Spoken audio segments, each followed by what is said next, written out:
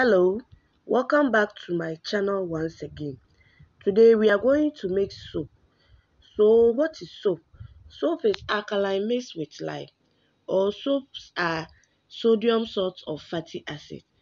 Semina only edi angwa ana engo ana oil bi edi a mix with caustic soda edi nso afra. Onanyi soap. That is soap, the basic of making soap. You can make soap by using 50% of lye solution and 50% of oil. And you can also make soap by using 40% of lye and then 60% of oil. They will all end up making soap, just that one will be hard more than the other. And the curing time, there will be some separation.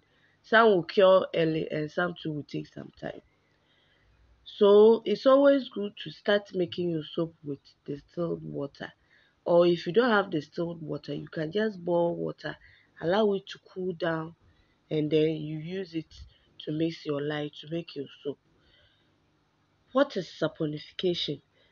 Saponification is when the you allow the chemicals that you use to make the soap to react, and it takes 1 or 2 days to react. And after making the soap, you have to allow it to cure for about 4 to 6 weeks. As we go along making soaps, I will keep on giving you gist of how to make soap.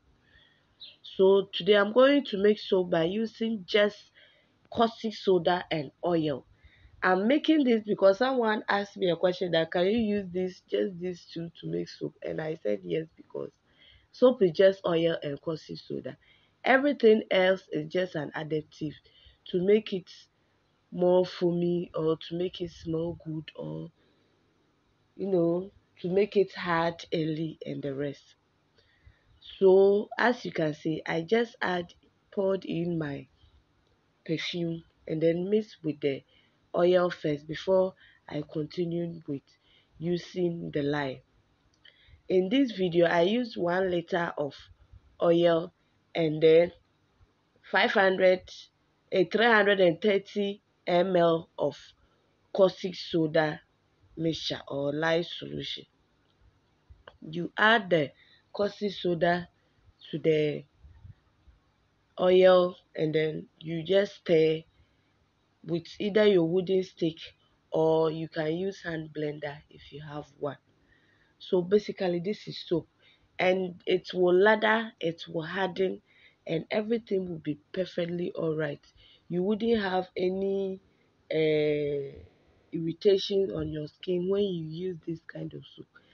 My mom, when we were young, my mom used to make soup, and I never saw her using all this soda ash, SLS, and the rest. But the soup was perfectly alright. We used it and nothing happened to us. So, like I said, this is just the basic of making soup. And after making this soup and cutting it, you have to store it in a cool, dry, and well ventilated space. Nothing will happen to the soup. So let's continue with our tutorials on making soup.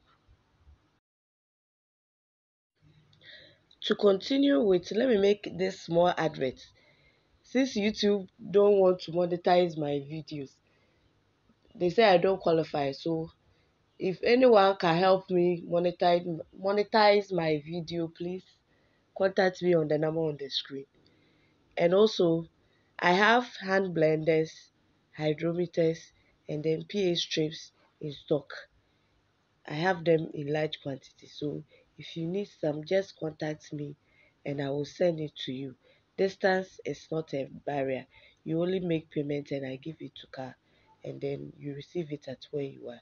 So let's continue with it. In order to cure your soap, you first find a coolest and then darkest area in your room or in your house, and then you store the soap there, and it has to be a well ventilated place. And also you need racks. That is, if you want to make a soap your business, you need big racks, and then you coat the racks with oil before you store your uncured soaps on it.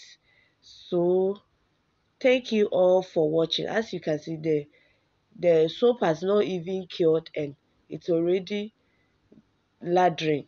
So don't worry yourself adding all these things to your soap. It all comes back to the same way. Imagine King Soap uses all these things. Would they sell their King Soap as this? Food for thought.